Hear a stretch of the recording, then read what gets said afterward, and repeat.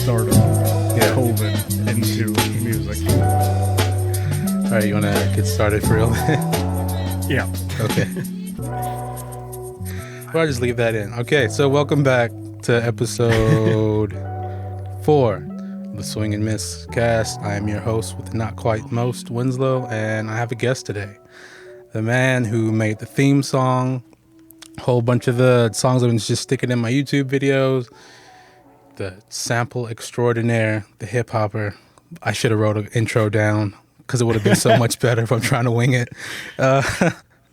Also a drum and bass producer, but, you know, does a bit of everything. Has a show every Thursday on drum and bass radio, or D&B radio, called True North, and has a cool dog. So welcome, Skallagrim. Thank you. Sadly, cannot show the dog today. Yeah. Because of previous restrictions. But if I'm on in the future, I'll make sure she'll be here. Definitely in the future episode. And exactly. So I'm supposed to ask, how have things been? Because we didn't just talk about that, but a brief overview, I guess. It's better. I've been sick with the flu the past week, but I'm slowly but surely getting better. So yeah, that's good. I'm just gotta stay healthy. I don't know. I'm just trying. I just sitting here all day. That's why I'm like on Discord all the time. It's like, what do you, like Josh asked me, what do you do all day? Are you just bored? I'm like, I'm sitting in front of the computer. Either it's kids or it's like YouTube, but not in public because it's the worst. Yeah, no, it's the same here. Like most of my time at home, I either spend listening to music, mixing music, making music, or I'm gaming. It's just naturally introverted. So yeah, it just comes with the territory.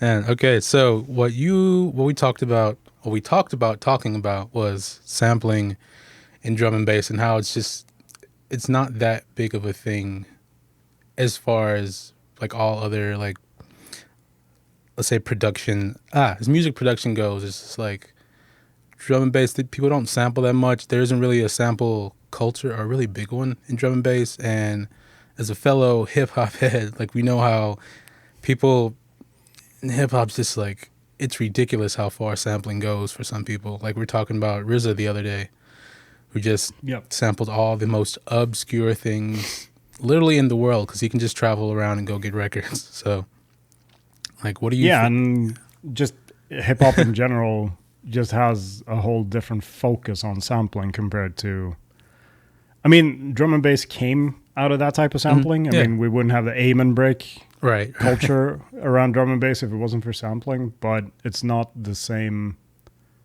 It's not to the same level where you make an entire song by digging through vinyls like you do with hip hop. Yeah, it seems. All right, go ahead. Sorry. Now, I don't think a single RZA track has drums that he made in a DAW. It's just straight ripped from funk and soul LPs.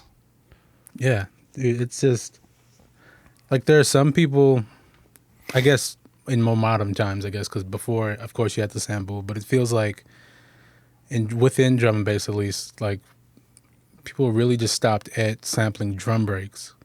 And then there's like the odd melodic thing here or there, like as far as like the general idea of sampling goes. But then you have people like Alex Perez that go really deep with sampling. And just old, like, well, some old jungle records, I guess, but they usually sample from themselves almost, if it's not drum breaks. Yeah, but if you look at, as I said before we started, I did a little bit of research looking through some of the samples that I think are like iconic samples in hip hop. Right. And one person that everybody should know about when it comes to sampling is Ennio Morricone. Yeah. Most famous for the track Ecstasy of Gold. Like, everybody's heard it, but not a lot of people know what it's called. I was actually surprised to see that there is actually a drum and bass track with that sampled Ecstasy of Gold. Oh, which one? It's been one of the Survival of the Fittest by Utah Jazz. Interesting. But they don't actually sample like the main, like everybody knows that iconic opera singer from that sample. They didn't sample that. They sampled like pretty much everything before that in the song. So the piano, the little, I don't actually know what instruments are in that specific song, but it's mainly focused on the piano. Okay, that's one I'll have to listen to again. But yeah, no, it's from 2009, but it sounds like it's like a really early 2000s drum and bass track. It's kind of reminiscent of like Apollo 440 or Overseer, or one of those old breakbeaty type songs. Nice, yeah. That just remind me, just like of more people, like as far as samples go, like High Contrast is a really big sampler. Although he's like touched like almost at like a hip hop level of sampling, which I guess is a weird way to kind of rank things, but there really is like a huge gap between hip hop sampling and everything else almost. I would, like, the type of sampling you see today in drum and bass, I would class them as, if we're going to split them into like categories, you got hip hop sampling where you go out and look for the sample yourself. Then you got splice sampling, where you get like, and this is going to be a little bit hypocritical because I prefer hip hop sampling, but for the track I did for Winslow and Friends, everything on it sounds like I've sampled it from old vinyl LPs, but it's all just 2 sample packs called Chop Shop from Splice. Okay. But you can still find, if you look in under like either the hip hop or the lo-fi stuff, you can find stuff that sounds sampled, right? But isn't actually. It's like someone's played the chords, they've processed it to make it sound like it's from a vinyl. And I think lo-fi culture kind of brought. Oh yeah, they brought it to the forefront, and then people just latched on to that.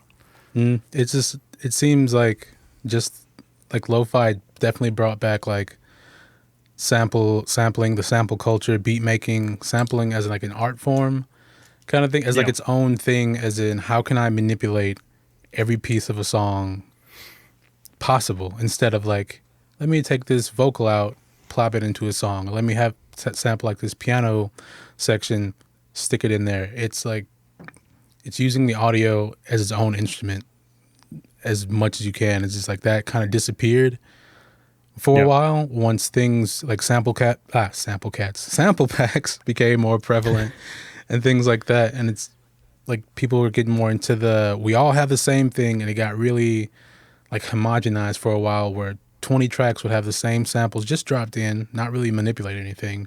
And now we're getting away from that again to making something new out of what's familiar, which is sampling. Yeah.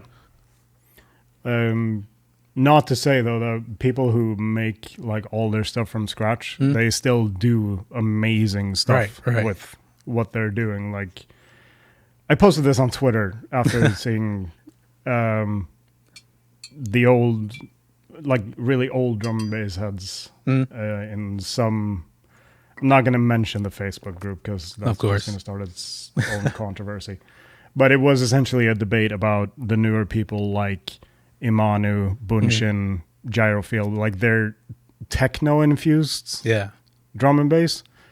And while I don't always like that style of drum and bass, it still has, it's unique. And you can feel that they care about the sound that they're putting out. So it's refreshing in that sense. But then I also think it's refreshing that people are going back to old school sampling and trying their hand at it, or making samples themselves that sound sampled.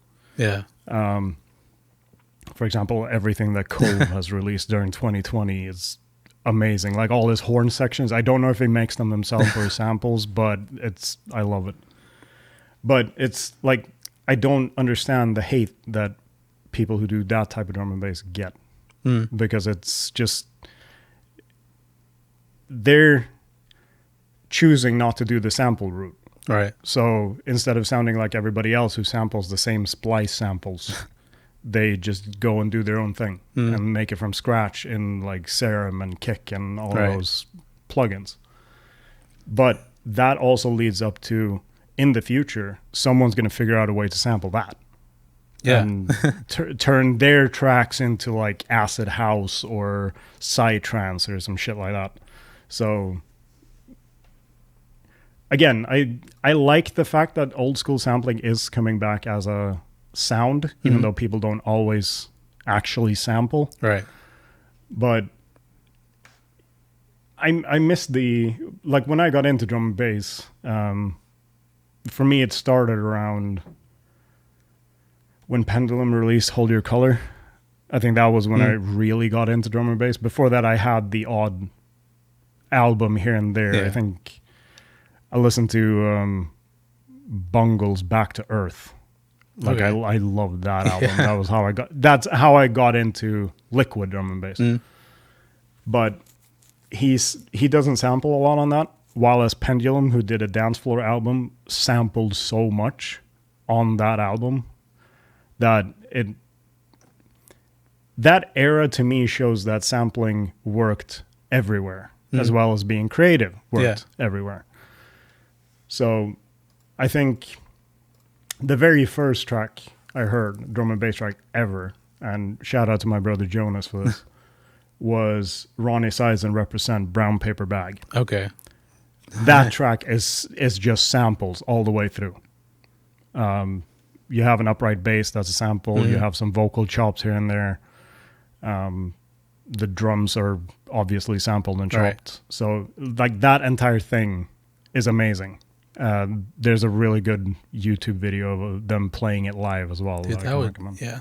See, that's like, okay, so you mentioned Pendulum, which I know I need to, I think I like just barely missed like the Pendulum like peak, or when they were like super popular and big.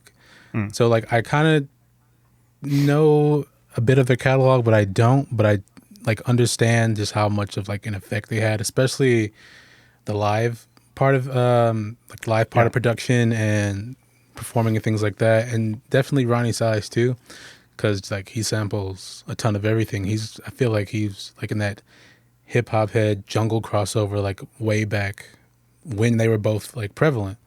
But I mean, it was like Ronnie Size also comes from Bristol, which is like a perfect melting pot for like dance music and hip hop. So you get like all the styles that are reminiscent of each other, but their own genres. So you can tell that he's from Bristol from his sound. Right. Yeah, there's so many tracks around like early 2000s that are extremely just sampled. Even like the sampling, kind of how we're talking about now, is things sound sampled, but they're not really. It's like people sampling themselves. Like something I've been doing is just like I'll like play like some piano parts or something, but then I'll go in and cut it up to make it sound sampled, that kind of thing. Yeah. And it feels like, or not feels like, it is that like a lot of people done it. Like I was going through London Electricity's back catalog back when it was like the both of them instead of just Tony Coleman, and like they would do that a lot, like sample themselves or have people like record things, and then they go up and chop up like multiple upright bass lines to form one thing and stuff like that. And then if you go on like who's sampled, there's so many just random things from like that they've sampled that you see in the hip hop world. And like you told me to mention New Jabes at some point, so they like sampled upon a bunch of the same things they did, and all these like really obscure records in a way that just doesn't happen now. I don't know. I feel like it's because now it's like you sample something, it's immediately like pinged that it's a sample, and someone's gonna knock at your door asking for money. Not only that, it's also when people see that it's sampled from a source, instead of having that, like, for example, I was one of the people who instantly asked when Cove released La Retour. I was instantly like, where the fuck did he sample those horns? Right, because they're huge. Yeah, they're just amazing. Like the vibe of those horns are amazing. But obviously, from what I've been told, he's made them himself. Yeah. But it's that mentality, like if you sample something and it ends up on Who Sampled, then a lot of other people are also going to find that sample and they're going to do their own spin on it. And then you're going to have 14 tracks that have the same sample, just chopped and processed differently. And that can kill a sample so fast. Yeah. Because I don't know how many times I've heard that fucking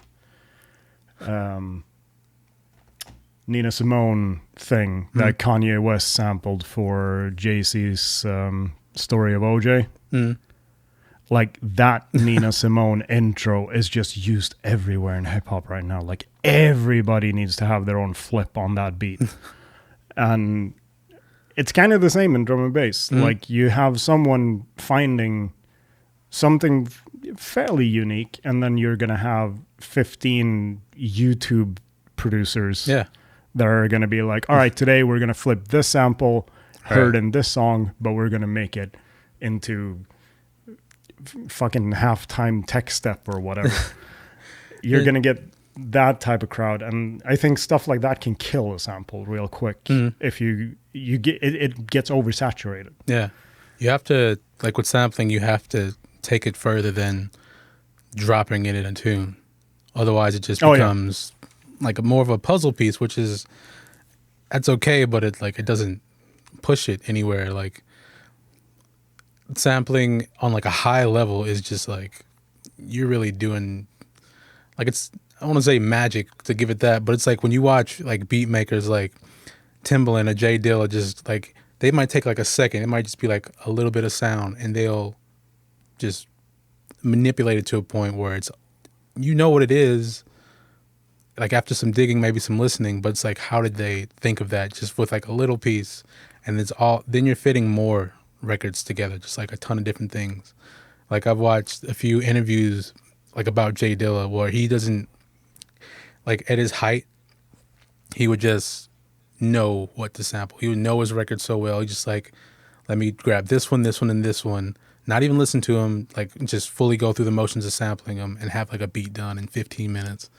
It's like, wow, how do you do some of the people that are like just pure prodigies when it comes to stuff like that, Jay Dilla being a perfect example, and Nujabes being another one, where they can just listen to the intro of a song and they're going to be like, all right, so it starts like this, that means they're going to have this type of part like in the middle somewhere. They skip to the middle and it's like, yep, that's the sample.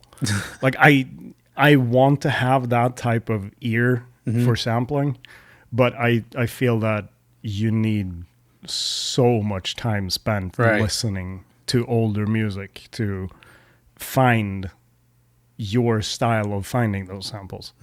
Because I've found some absolute gems just going to thrift shops and buying vinyls. Oh yeah. Like one of my favorite finds was a complete accident because, okay, we're going to go way back and this is going to show my age. There's a track called They by the artist Gem. I don't know if you've heard it. I don't think so. I think we're talking like early 2000s, late 90s.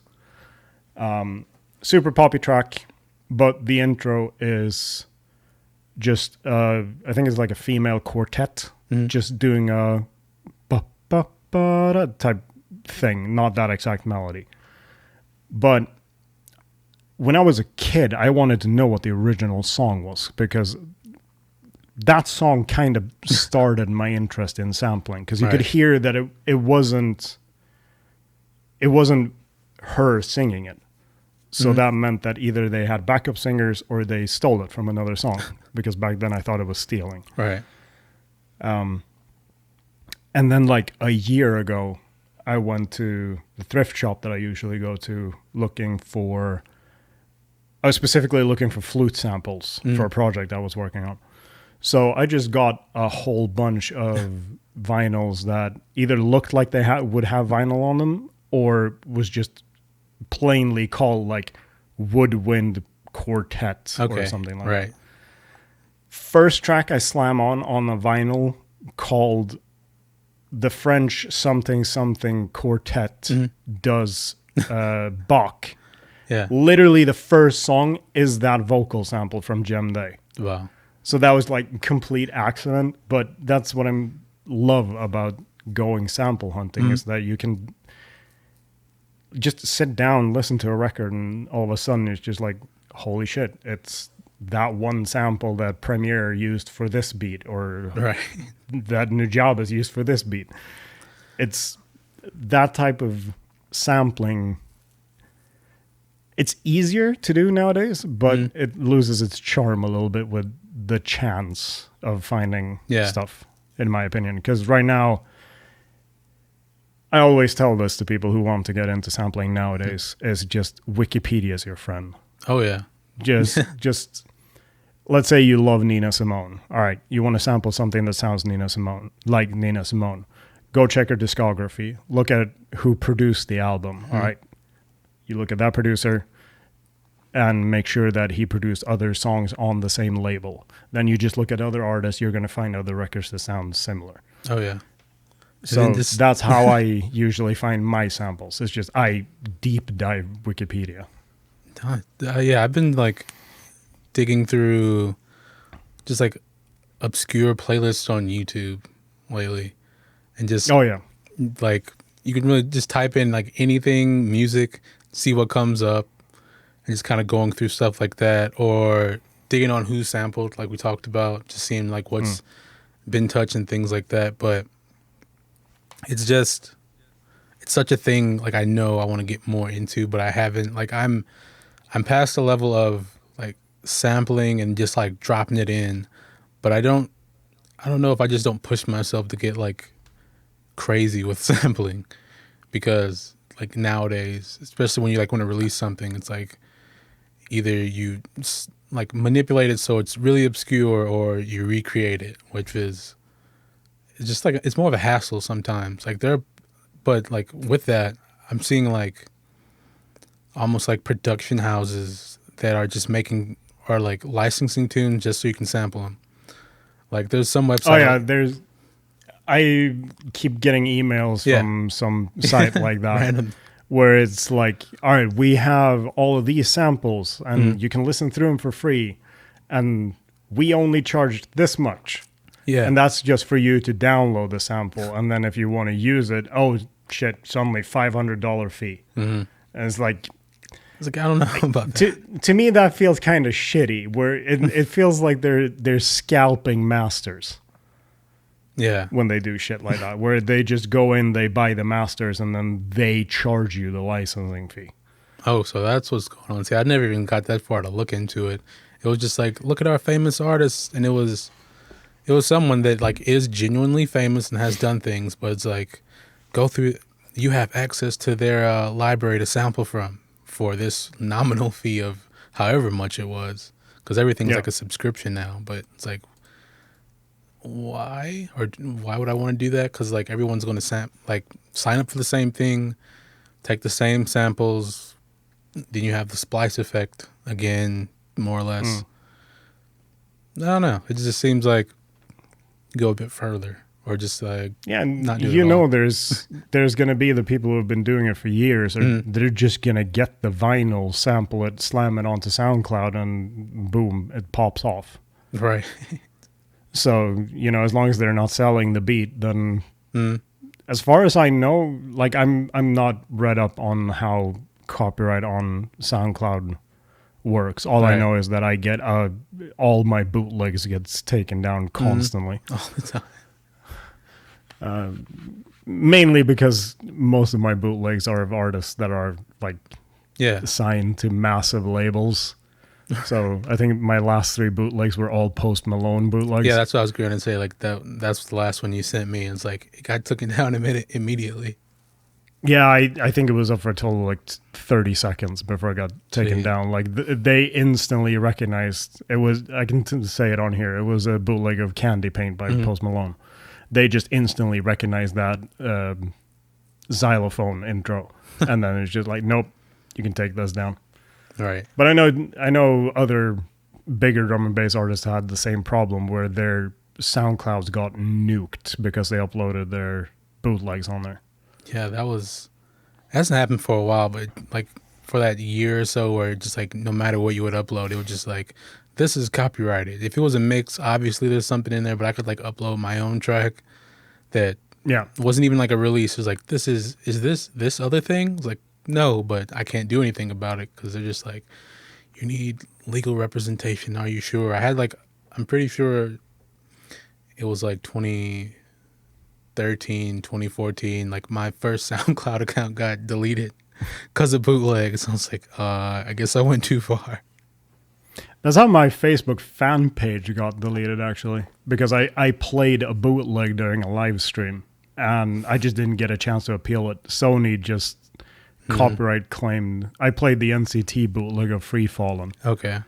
And so Sony, this is the weird part, Sony flagged it down. Facebook instantly deleted my fan page. The funny thing is that specific bootleg is of John Mayer, who released it on WMG. So it's not even Sony's track. Yeah. It's just, copyright right now is such a minefield. It really is. And I think that's partly why people are a little bit scared of doing sampling in that way, because you can put like a year into a song and make it to perfection. And then some algorithm somewhere just spots it and demands that you pay like fucking $1,000 to clear the sample. It's just, it's not worth it when you're going to end up making $20 off the track. No, so for sure. Like I understand that part of people not wanting to sample, but I still think it's one of those things like when the world is as it is right now, where everybody's home making music, stuff like that. I've seen a lot of producer friends, myself included, having a little bit of a creative slump. Yeah. That's where I think sampling comes in as a bit of a savior, where definitely. You can just, because I remember I asked you, like, what are your favorite sampled beats? And that was because I needed inspiration to go look for samples to use as practice, just to practice making beats. And that's where I think, like, if someone finds like an old song to make a bootleg out of, or just sample a piano hook or whatever, make them free downloads. Yeah, as far as definitely. I know, they can't do anything about it when it's a free download, because it goes under fair use. I think don't quote me on that, right there, but exactly. I think that's how it works. Yeah, fair use is a huge like gray area too. But I think like you're somewhat safe if it's not commercial. But if someone asks you to take it down, like you would have to. In some I think it's something like that. But I know how it works for video, but for music, that seems like a bigger minefield than video. Yeah, because I know for video, it's just as long as it's transformative, it's okay. But you can't really say that about music, because all you really had to do is slow the song down by 25%, and boom, it's transformed technically. Yeah, but I'm not even going to try to think about it, because it really is just like a gray area. But one thing that's like good, especially how you mentioned now, we're all just inside making music, trying not to go through like writer's block or anything. Like sampling it just gives you inspiration. At least it does for me. Like if I'm just listening to anything, like if I listen to a drum and bass tune, like it's either like I'm trying to like dissect it for like mix down things or something like that, or maybe I'm like, oh, this would be cool in a mix or something like that. But if I listen to like anything else, I'm really just listening and enjoying it. I don't have to like pick it apart as much, and I feel like ideas just kind of come to me because I'll just listen to like sort of newer jazz stuff, like the hip hop jazz things, like that. Like then listening to say like Robert Glasper play the piano, and then and it's just like it's more and more inspiration, and I'm just like, all right, I can do something with this, or maybe let me try and recreate this, or oh, now I have like a baseline idea. And by the time you get through going through all that, it's just like that initial sample or whatever you listen to might just be gone, but now you don't have writer's block anymore. You have whatever else is going on. You have a new absolutely. track. Yeah. Yeah, and I think it's good to have like that one artist that you can always fall back on, either because they have a huge discography that you can listen through, Yeah, or because you know that their music triggers something within you. For me, when I have massive writer's block when it comes to drum and bass, I go to one very specific artist, or one specific album, actually, which is Dreams of Tomorrow by Lonnie Liston Smith. Ooh. Mainly famous within drum and bass, I think, because of Dave Owen.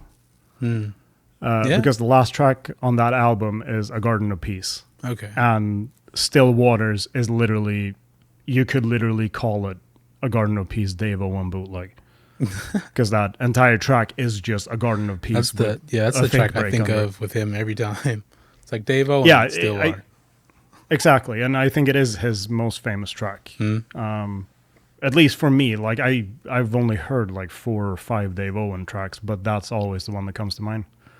And I think because of that, I think it's because of Dave Owen I have this absolute fascination about writing all my tracks in D or G minor. Yeah. Because it's just the piano in A Garden of Peace is just so lovely. And it goes through so many emotions in a 3-minute track. So it's stuff like that you can fall back on. And all of Dreams of Tomorrow, the album goes through like an emotional roller coaster from start to finish. So whatever I'm feeling like making, I usually end up listening to the songs that correspond with that vibe. Yeah, I think... A Garden of Peace is what brought me into What Perspective or Charlie. When I was on I submitted a thing to Might Kiss feedback session, and the first thing that Charlie said was like, "Ooh, prepare for the sad boy vibes." And that's just my liquid has become... It's the music I enjoy writing, because drum and bass for me has become more of a therapy thing rather than something that I do. Because I know for a fact, like, unless I have all the cards fall into place, I'm not going to pop off in drum and bass because I make liquid. There's a million liquid producers. Unless you find your own very specific niche, like, for example, me, then it's going to be hard to pop off as a liquid artist unless you already have an established fan base to begin with. So I do drum and bass as a therapeutic hobby, we can call it. And then I do more hip hop and lo-fi and ambient stuff for, I wouldn't say commercial, but I do commission work in those genres. Yeah. I would never do a commission job for a drum and bass track, for example. It'd be too much. Too much, and it's too complicated for what I want to do. Like, when you go into drum and bass, you're going to have to start to think about, does the snare sound good? Does the kick sound good? Do these sounds vibe together on a technical way? Yeah. And you have to think so much deeper than with hip hop. Is just, does this vibe? That's literally all you have to go in with. So with you saying that, does this vibe, does that mean caliber would equal to a hip hop head then? From a sampling from like a production point of view, because all his things are so contrary to everything else within drum and bass. Like his stuff is very much does this vibe, and is this crazy on a technical level, or is it technically like mixed perfect and all this kind of thing? I think you have like a handful of artists that are like that, because I would classify high contrast like that as well. Like his tracks aren't always the most technically perfect. Yeah. But the vibe is always there. Like he always finds that vibe and just runs through it. It's so much.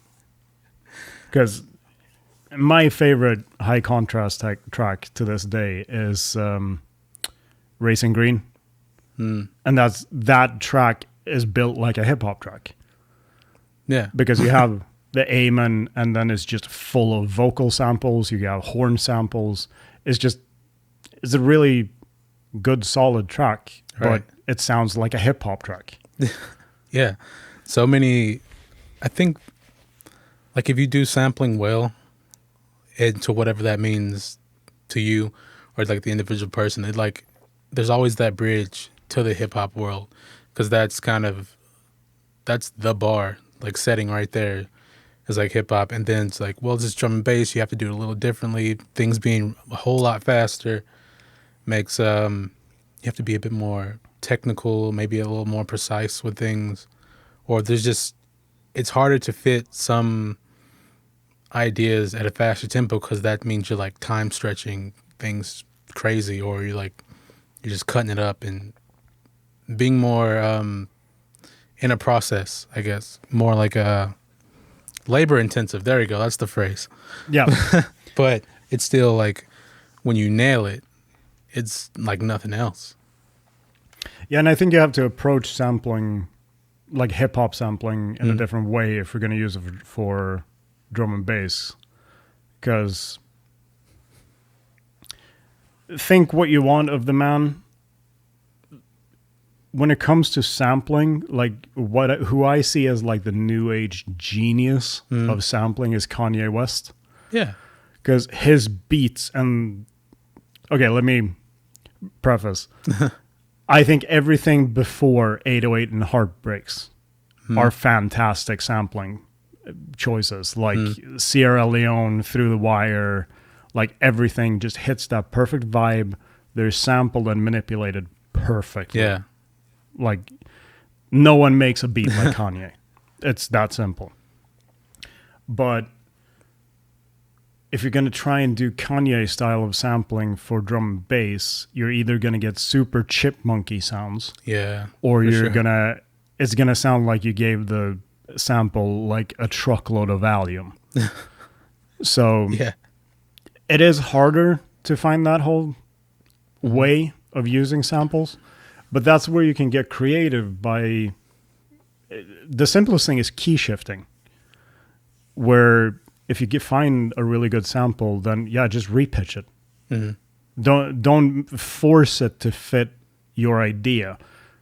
Adapt to the sample. I think that's a thing that I had a lot of problem with in the beginning when I started doing drum and bass, was where I tried to shoehorn samples in. Where it's like, okay, this sample sounds really fucking good. It will fit perfectly for this song. It's just, I try to really force it to work. But that's where you have to sort of change your approach a little bit and then think, all right, what if I pitch it down 2 semitones? So it's not the same key as the song, but it's a key that works. I don't have a perfect ear, like nowhere close, and music theory is not something that I'm good at. So I always use the Camelot wheel as a reference, which is, in my opinion, a bit underrated for newer producers. Like the Camelot wheel can save your ass. Oh, for sure. But just use the tuner, and like every DAW has a tuner. Yeah. Play the sample through that on a loop a couple of times so you can find the correct key, and then pitch it down to a key that corresponds with the key the song is in. And that way you can make it fit without it being the correct key.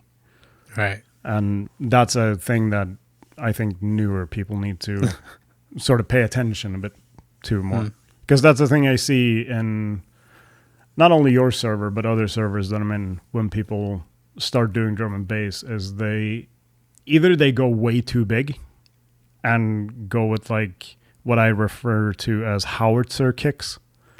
Because their kicks and snares are just so loud and so present in the mix that you don't pay attention to anything else apart from that super loud just banging. Yeah. Or they go too big on samples where they try and fit as much shit in as possible to make it sound full. And that was the thing that Josh was surprised when, because we were on Discord the other day, just me and Josh. Right. You guys were talking, and while you were talking, I just sat in Ableton, fucked around a little bit, and 15 minutes later, I had a 1 minute 30 beat, and sent it, and Josh was like, "When did you do that?" I was like, "Just now." Yeah. And he seemed to, like, his mind seemed absolutely blown that you can make something that musical in just 15 minutes. But all it really is just finding the, like, when I do hip hop, I have like 2 basic steps, and then I just fuck around it. The basic steps is always finding a sample that I want to work with. Right. And then finding a break that corresponds with that sample. And then it's just finding filler sounds. And then not caring what key they're in, you can just repitch it and make it fit. And I think that's the thing that people need to do more. Like, you don't need to have these massive masterpieces. Like, not everybody needs to make Just a Second by London Electricity. Yeah. Like, people, you can just listen to Hybrid Minds. Like, some of their Perfect songs. Example. It sounds empty and full at the same time.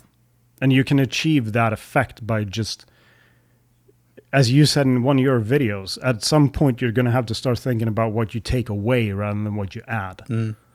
And I think that's something that Hybrid Minds is really good at. I have no doubt in my mind that at some point during their production, their song sounds cluttered as all hell.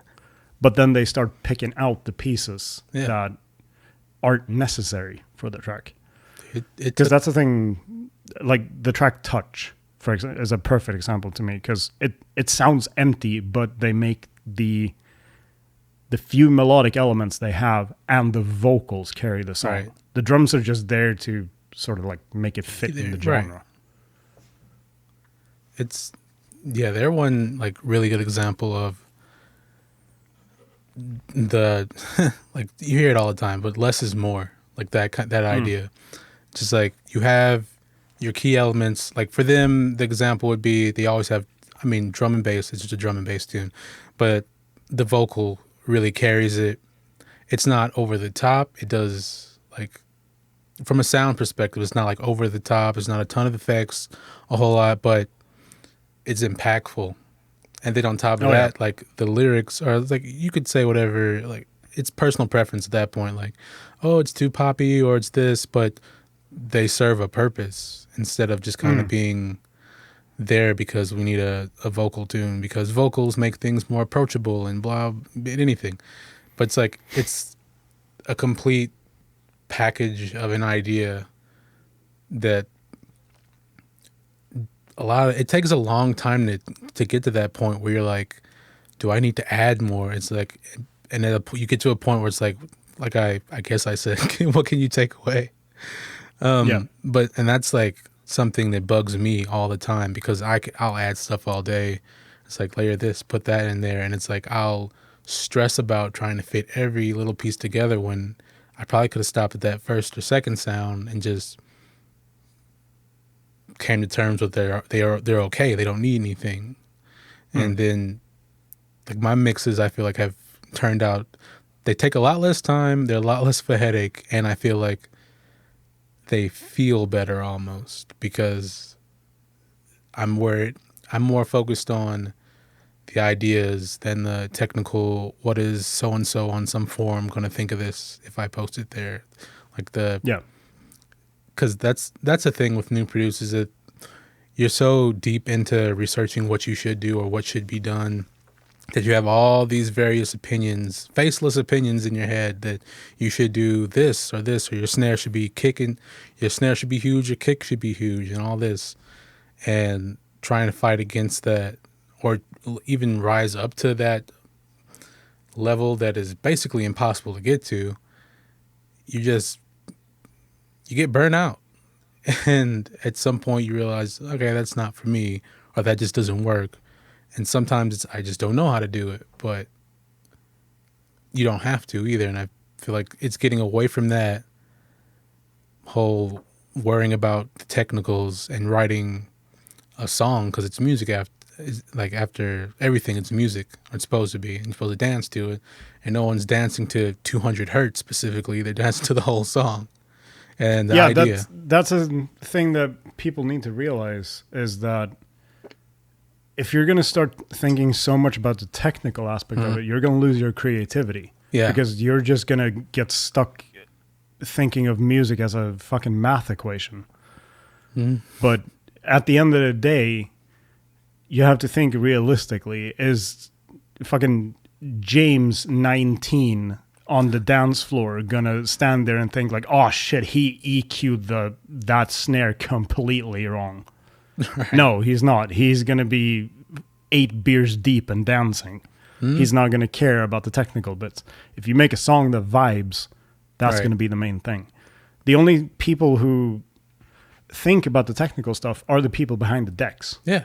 Those are the people who pay attention to it. And to be honest, like if they're going to stare themselves blind at stuff like small details, if small details ruins a song for you, then you're missing the whole point of the track as a whole, in my opinion. Yeah. Obviously, there can be small details ruining a song. Like if you sneak an air horn in a drum and bass track, I'm not going to play it. It's that simple. Yeah. But getting annoyed over how like a break is EQ'd 10 hertz too high, that's nobody's going to give a shit. Like just double drop it and kill the highs a little bit. Like that's all you have to do. So as the people have been describing them, like the chin strokers, in my opinion, are a bad influence on the producers. Because yes, you can think about the technical bit, but you shouldn't focus on it. It shouldn't be your main focus. Your main focus should be let your creativity out. Yeah. And then you can worry about the technical aspects later using people who have like feedback streams or servers that allow you to post like works in progress for feedback. Right. That's when you get to that point where you're comfortable showing your song, then yes, then you can start thinking about more of the technical stuff. Oh yeah. Because that's how it was with my EP. It took me a year to release it, but that was because I creatively didn't feel happy with it. But then as soon as all of that was done, that's when I started sending it around to people like you, Josh, Scott Allen at Soul Deep, people like that, so they could give me feedback on the technical stuff. And then I took all of your feedback into consideration, did the tweaks that I thought was right to still keep the vibe, and then sent them off. And turned out fine. It was great. Fine. Yeah. But people just need to dial it back with the math and just get back to the vibe. That's another thing that I think drum and bass can learn from hip hop. Dude, that's exactly what I was just thinking. Like that's why I like the beat making, hip hop sampling world, is because it's basically like comes down to like one question, and it's like all the clickbait YouTube titles is like, does it knock or does it not? And if it does, you're good, and if it doesn't, keep working on it. But it's like it's all the vibe. Does it hit hard? Does it do what it's supposed to do as a song, as an instrumental? And it's like, all right, you're good. No matter how lo-fi it is sounding or crusty, or it's not like all the best beats technically sound like trash, but they feel like amazing when you hear them. They sound great. Like anything from the 90s, MPCs, 4-track recorders, they didn't have anything we had now, but all the music still stands up. And no matter how like technically not pristine it is with all whatever plugins now, it's like the vibe is still stronger than any overproduced tune of now, the 2000s. Absolutely. I can't remember the name of it.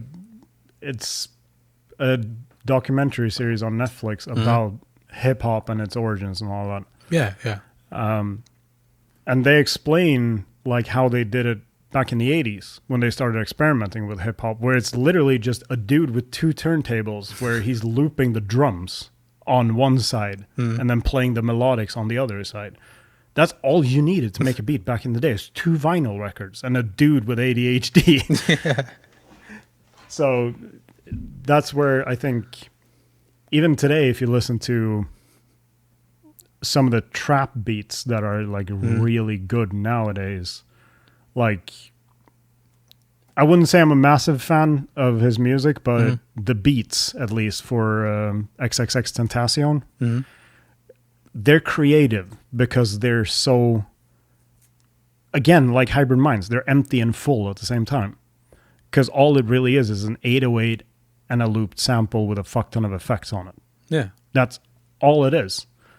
And it's the same there with the creative sampling. I can't remember the song, but one of the songs, the main hook sample in it is the BMW "Please Close the Door" sound.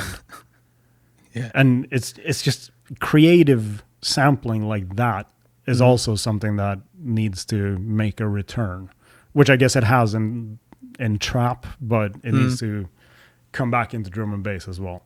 Yeah, we need. And that's the thing that me and Josh did a lot when we produced under Rangram, where we always have these really airy percussion sounds in the intros and breakdowns. That's just me hitting shit with a toothbrush or a knife, and then just processing it. Yeah, like for our first track, We Need Music, there's this very airy sound that is just me hitting a toothbrush against one of these. It's just a beer bottle. Hit a toothbrush against it in front of the microphone and then just slapped so much reverb and so much delay on it. And it just fills out the mix. It's simple stuff like that as well. Like, you don't have to sample other people's music. You can sample yourself. So when it comes to sampling overall, I think the term sampling is a little bit bastardized nowadays. Yeah. Because when people say sampling, you obviously think that you're taking samples from a song. But if you're going to look at the definition that it means nowadays, sampling just means recording a sample or collecting a sample from somewhere. So, I don't know, fucking flush your toilet and make a Reese out of it. Like, stuff like that in drum and bass can be creative. And I know Josh has done some ridiculous shit where he, like, there's one that I think he just calls it the Skallagrim, where it's just me whistling into my microphone, and he turned it into like a really dirty Reese bass. Wow. Man. See, so all 10 of you who listen to this podcast, we're gonna reinvigorate sampling within the drum and bass world. Or give it a try. Without I'm gonna do a little bit of self promo. Go listen to my track. Is This Love from Winslow and Friends 1? Do that. Winslow, start doing that type of sampling. Yeah. Speaking of projects we worked on together, what do we have to announce right now? Do you want to do it to me? It's your thing. You should do it. I can do the name. You can explain what it is. All right. So we have a project coming out with the utterly creative name of Winslow-fi. You can relax and study to. That's such a good name. Which came about me getting my hands on the stems for, I think it was Night's Fall, the first one I did. Yeah, maybe. Yeah. I think so. The one you use for your streams. Yeah. Yeah. I got my hands on that and just made a lo-fi beat out of it. And then maybe you just kept like asking me for stems, like, what are you doing? It's like, you just give me a second. And then it'd be like an hour or two later and you have 2 more tracks. It's like, okay, so are we making a project out of this? And then you just like came up with that idea. I was like, you know what? I'm sold on it, because I immediately started thinking of ideas, which will be, I guess, made public soon enough after we get that all worked out.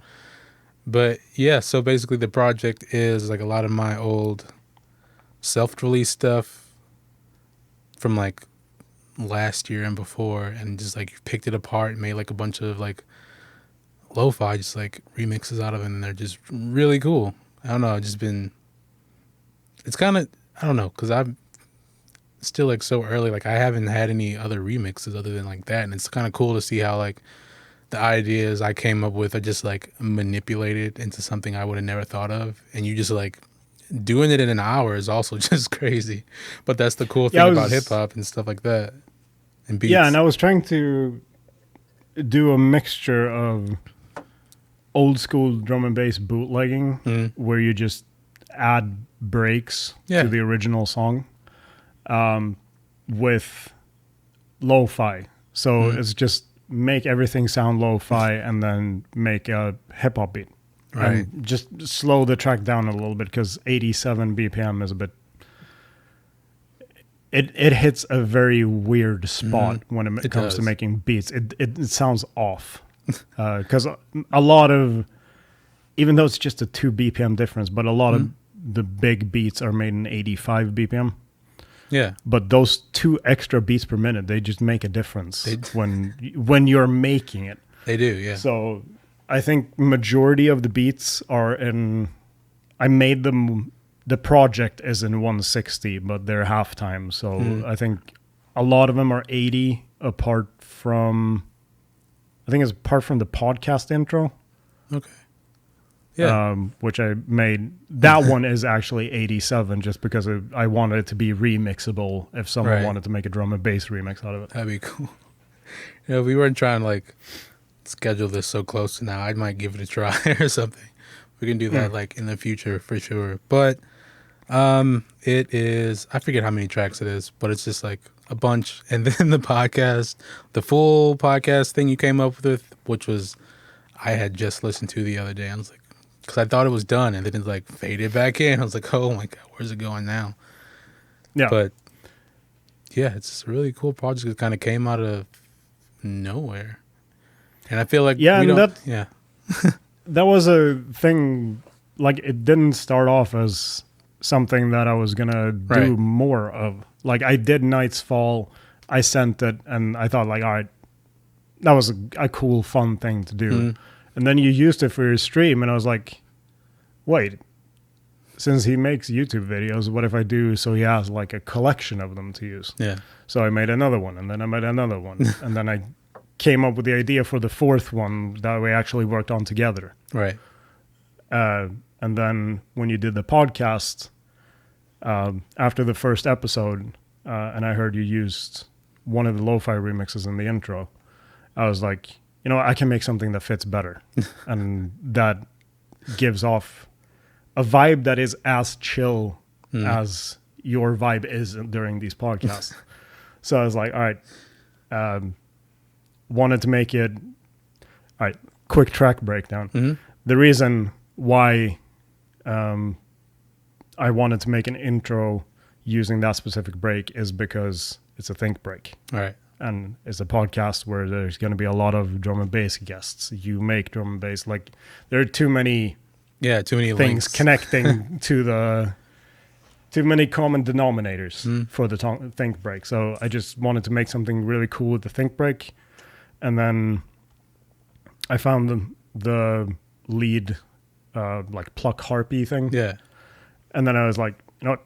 I'll just make something out of this, and then just sampled your first video to get some video samples or audio samples in there. That like melodic sound was just like from the first sound, just the beginning, it just like takes you right into it.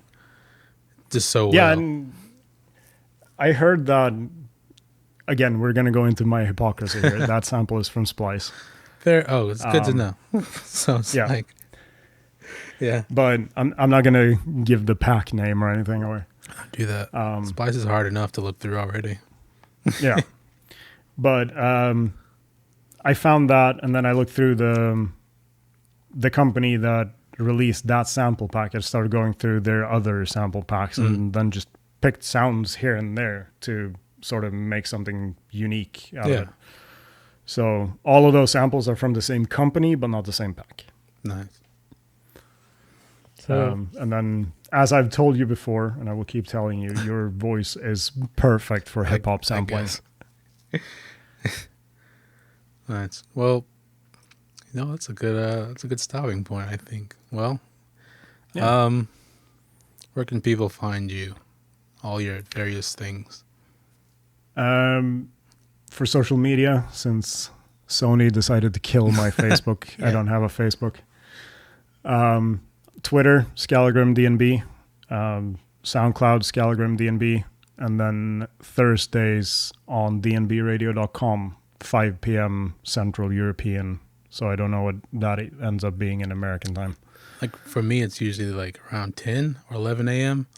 I think. Yeah. Early as hell American time. time. Definitely. Yeah. But yeah, Thursdays, I'm on before Josh Siran. Yeah. We're the Thursday headliners. Yeah, it's always good. Even I like miss half of his all the time. But yeah, I have a tendency to walk Gambit right after my show, so yeah. He'll just get back to us. Why didn't you listen? It's like, I'm sorry. It's like, all right. I listen on the podcast, damn it. Right. Yeah. So that was our discussion on sampling, things like that. Hope you found it useful, maybe interesting. I'm waiting for somebody to just like argue some point, because I haven't said anything controversial just yet, but I know there's like someone that's just like, you were wrong. Drum and bass people do this. It wouldn't, it's like whatever. Yeah, it wouldn't surprise me if people are going to attack us for talking about how sampling is... Well, we didn't say sampling is dead within drum and bass, but sampling is not as prevalent as it used to be. Yeah. Hopefully it gets people listening. We just have to make like a clickbait headline. Yeah. But look out for what Winslow 5 beats and study and relax to. It's like aiming for January 1st, because that's like Friday, and it's also Bandcamp Day. It's a good way to start off the next year. Yeah. So yeah, take a look out for that.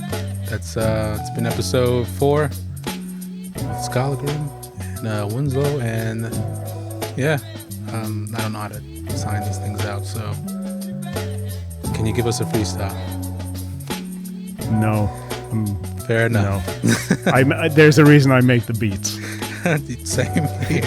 All right, that's it. We're done.